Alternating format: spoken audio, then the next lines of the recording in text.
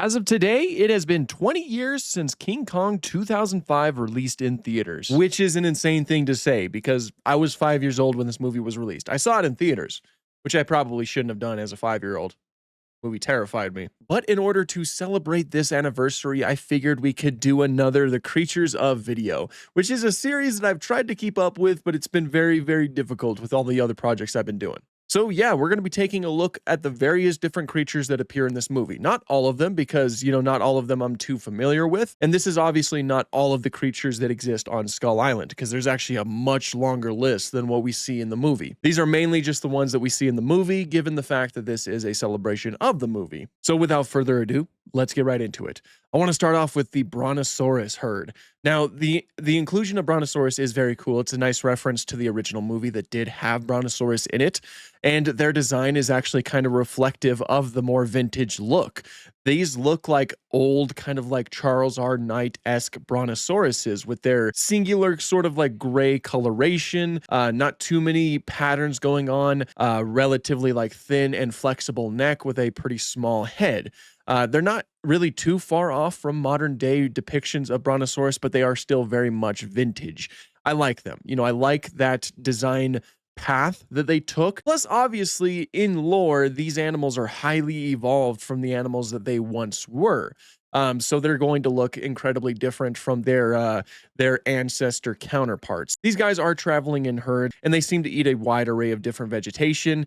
And yeah, no, I just think that they're a great start to the list. I really do like Brontosaurus. Brontosaurus is a very iconic dinosaur, and having it in a movie that's really kind of like a love letter to the original movie it's pretty darn cool. After that, we have a deleted scene creature, that being the Pteranodon.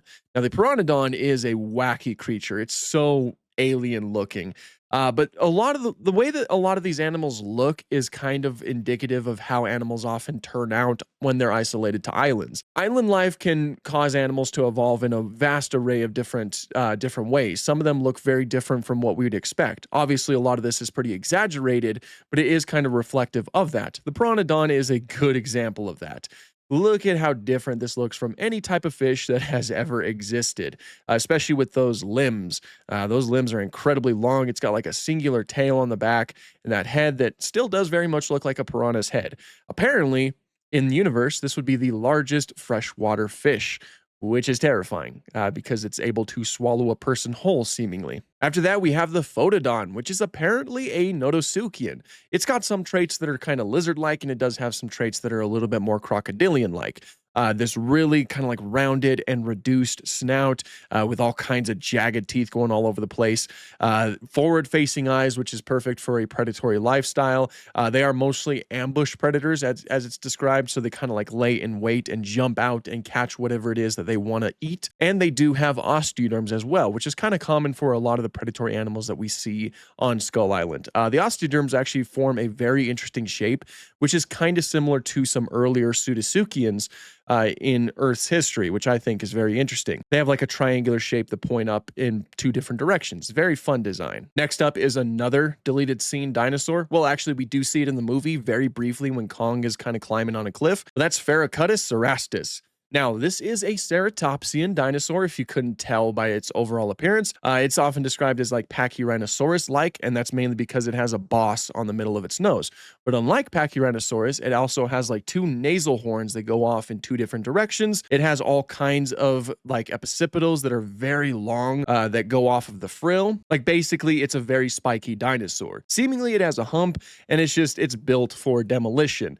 It's described that it would use a lot of its horns to kind of like dig up roots and things like that because it is an herbivorous dinosaur. Also, I want to point this out. It is also mentioned on like the King Kong wiki that these guys follow the Brontosauruses around because the Brontosauruses destroy a lot of vegetation and trees and stuff like that. So they're able to capitalize off of it and eat some of the leftovers that were left behind by the Brontosaurus carnage, I suppose. So a little like some cool things that indicate that there's a whole ecosystem going on here. It would have been cool if we got to see more of this dinosaur in the final product because I really do like its design. I like the fact that they took the base look of a ceratopsian, but then, added these other specific traits that made it very distinct and alien from other ceratopsians that we know of. Next up, Venatosaurus.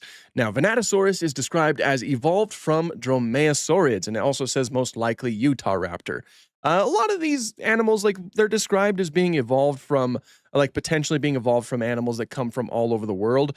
The island of Skull Island is, of course, closer to Asia, so Asian animals would definitely make a lot more sense. But I don't think they've like really implemented too much of that. I think they've taken like some animals that are incredibly famous and just evolved them from there. The reason why the wiki says possibly Utahraptor is because Utahraptor is one of, if not the largest dromaeosaurs that we know of, and Venatosaurus is huge. It is a huge animal. So if we're looking at its ancestry from the Dromaeosauridae family, it is quite a bit different from most other dromaeosaurids. It has like these really pronounced eyebrow ridges.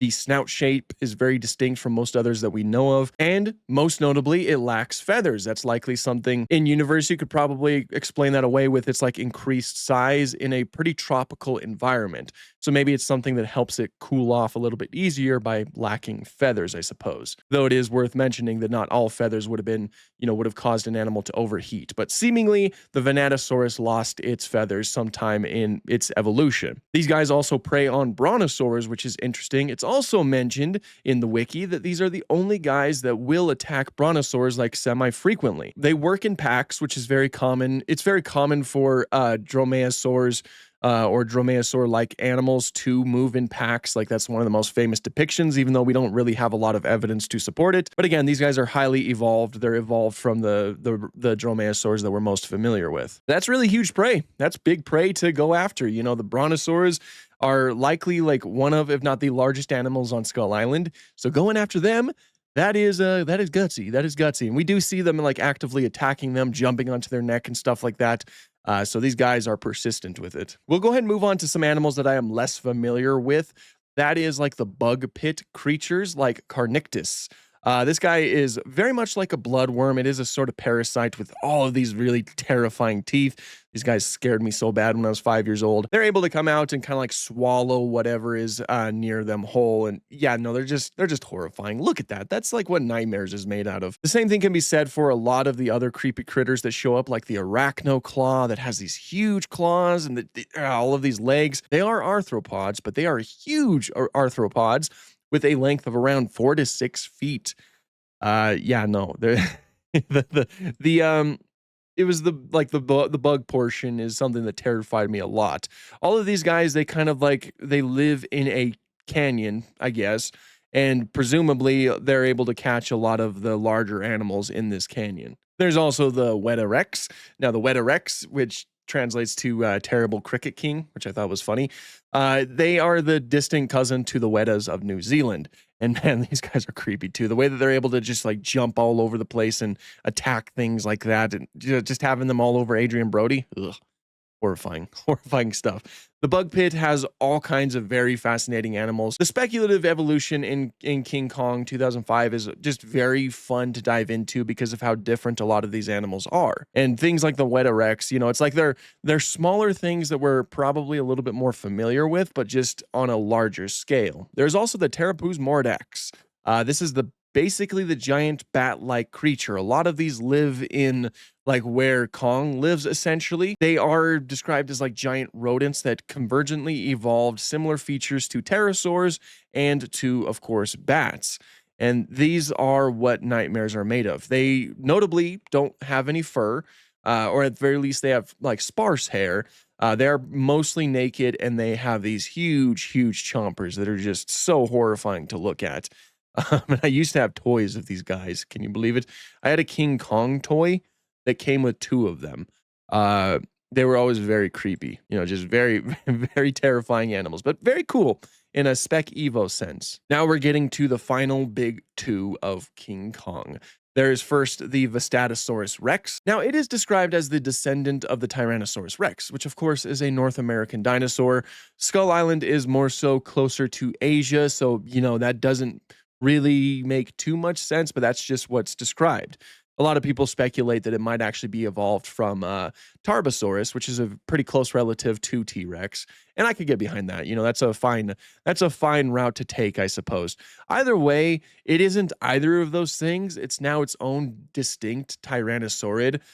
just really evolved and down the line. I always thought that their designs were really fun. They have like a very blocky and rounded snout. They're huge and bulky. They actually evolved 3 fingers instead of 2, which is interesting because tyrannosauroids over time actually lost their 3rd digit, or well, like it became significantly reduced, and it just seemed like they only had 2 digits instead of 3. But it seems like Vistatosaurus rex got that feature back, which is again just really interesting. They have all kinds of like really jagged teeth that are kind of embedded into their snout, and they are covered in osteoderms. Also, I've heard somewhere that these guys kind of look ugly, I suppose, because they're the product of inbreeding, because there's not a huge gene pool on Skull Island. So, there's a lot of interbreeding that is happening. And as a result, their skull features and everything are kind of taking an interesting route. They also do have like huge eyebrow ridges, and their coloration is pretty darn cool. I do quite like it. Their bumpy skin is kind of reminiscent to the original V-Rex that shows up in the original 1933 King Kong. So there's like a nice reference to its past, essentially. I've always liked these guys. I thought these guys had like really fun speculative evolution designs. And, in a lot of ways, I think that their design has kind of been like referenced or emulated in later theropod designs because of just how iconic they were. And last, but certainly not least, we have Megaprimatus Kong, otherwise known as King Kong. So the largest ape to ever exist, an absolute behemoth, far outweighing any other ape that has ever existed in Earth's history. He is described at 25 feet tall and up to 8 to 12 tons, according to the King Kong wiki. His exact origins, like the origins of the great apes that lived on this island, are not quite known, but there's a lot of speculation that they might have evolved from Gigantopithecus, which is an Asian ape. I could probably get behind that. That's a fine route to take. Obviously, King Kong looks a little bit more like a giant gorilla, complete with like the silver back and the elongated cranium and just the whole skeleton, like the skull structure. All of that is very reminiscent to a gorilla, coloration too, and his whole proportions. So he's basically just a scaled up gorilla that's 25 feet tall, and a lot of his behaviors are similar to that as well, like the way that he eats food and whatnot. His primary form of locomotion is also very gorilla-like, that being quadrupedal. Gorillas are mostly quadrupedal. In fact, pretty much all great apes are quadrupedal, so that probably goes without saying. I really like the way that they did King Kong, though. On a side note, outside of like the in-universe biology of him, his design is amazing. I've mentioned this a lot with the Gigantopithecus that showed up in Prehistoric Planet, but I love when there's like a lot of care and attention put into ape designs and like their movements. Like the Planet of the Apes, the most recent ones, those are a good example of like really awesome and really good ape movements. And 2005 King Kong, Andy Serkis did a great job at portraying, the Kong himself. There's a reason why this is often thought of as like one of the most iconic Kong depictions out there. He's one of the smallest, interestingly enough, but still huge nonetheless. So yeah, those are some of the creatures of King Kong 2005, something that I just wanted to talk about really quick to celebrate the 20-year anniversary of this movie. I always love this movie. I love the designs that went into the animals. I love kind of like the care and attention that seemed to go into like the speculative evolution or the environments that these animals live in. It feels like there was a lot of thought placed into it. And I know that there's like a book that was released that kind of dives a little bit deeper into that. Unfortunately, I've never gotten my hands on that book, and it's very expensive nowadays. One day it will be on this shelf. Mark my words. Anyway, that's pretty much all I have for this one. Thank you guys so much for watching, and have an awesome day.